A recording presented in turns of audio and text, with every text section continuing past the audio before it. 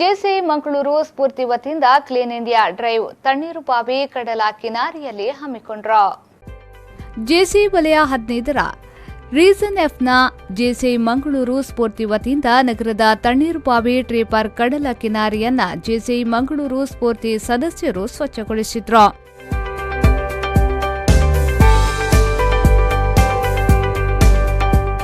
ಈ ಡ್ರೈವ್ ಅನ್ನು ಕರ್ನಾಟಕ ಅರಣ್ಯ ಇಲಾಖೆಯ ಆರ್ಎಫ್ಒ ಪಿ ಶ್ರೀಧರ್ ಅವರು ಉದ್ಘಾಟಿಸಿದ್ರು.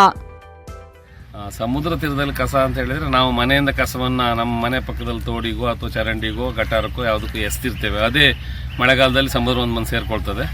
ಹಾಗಂತಲ್ಲ, ಮತ್ತು ಈಗ ಸಮುದ್ರದಲ್ಲೂ ಸಾಕಷ್ಟು ಮೀನುಗಾರಿಕಾ ಬೋಟ್ಗಳಿರ್ಬೋದು ಅಥವಾ ಬೇರೆ ಬೇರೆ ಸಮುದ್ರಕ್ಕೆ ಏನು ನಾವು ಸಮುದ್ರ ತೀರದಲ್ಲಿ ಟೈಮ್ ಪಾಸಿಗೆ ಬರುವವರು ಸಹ ಕಸವನ್ನು ಸಮುದ್ರಕ್ಕೆ ಎಸೆಯೋದ್ರಿಂದ ಕಸ ಆಗ್ತದೆ.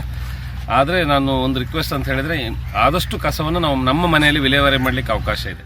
ಈ ಸಂದರ್ಭ ಜೆಸಿ ಮಂಗಳೂರು ಸ್ಫೂರ್ತಿಯ ಅಧ್ಯಕ್ಷೆ ಜೆಸಿ ಡಾಕ್ಟರ್ ವಿಜಯಲಕ್ಷ್ಮಿ ಅವರು ಮಾತನಾಡಿ, ಕ್ಲೀನ್ ಇಂಡಿಯಾ ಡ್ರೈವ್ ಮೂಲಕ ಇವತ್ತು ಕಡಲ ಕಿನಾರಿಯಲ್ಲಿದ್ದ ಕಸ ಕಡ್ಡಿ ಪ್ಲಾಸ್ಟಿಕ್ಗಳನ್ನು ಹೆಕ್ಕಿ ಸ್ವಚ್ಛಗೊಳಿಸಿದ್ದೇವೆ. ಮುಂದಿನ ದಿನದಲ್ಲೂ ಇಂತಹದೇ ಕಾರ್ಯಕ್ರಮವನ್ನು ಹಮ್ಮಿಕೊಳ್ಳುತ್ತೇವೆ ಎಂದು ಹೇಳಿದ್ರು.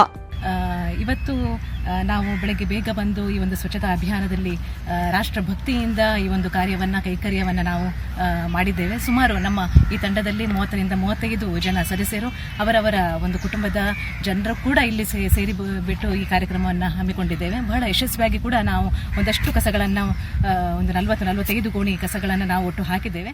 ಈ ಸಂದರ್ಭದಲ್ಲಿ ಜೆಸಿ ಸದಸ್ಯರಿಗೆ ವಿವಿಧ ಆಟೋಟ ಸ್ಪರ್ಧೆಗಳನ್ನು ಆಯೋಜಿಸಲಾಗಿತ್ತು.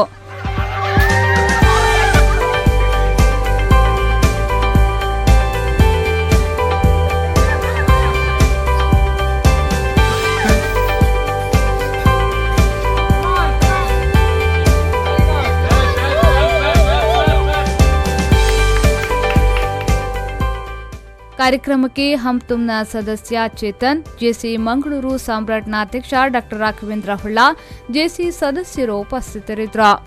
ನ್ಯೂಸ್ ಬ್ಯೂರೋ ವಿ4 ನ್ಯೂಸ್ 24/7 ಮಂಗಳೂರು.